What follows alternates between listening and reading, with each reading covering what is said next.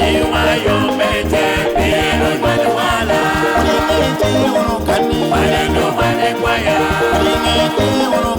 Maneno wane kwaya Yiwa yo Meicel Piro Manuala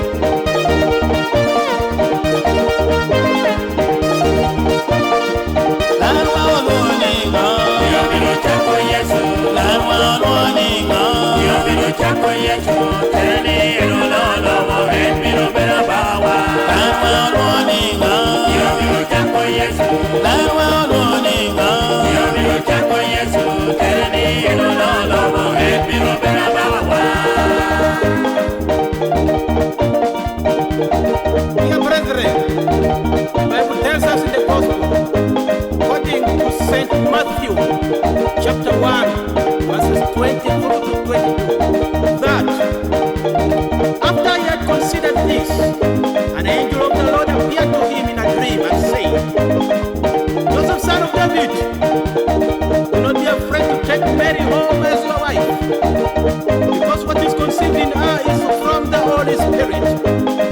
She will give birth to a son, and you are to give him the name Jesus, because he will save his people from their sins. All this took place to fulfill what the Lord had said through the prophets. May God bless you.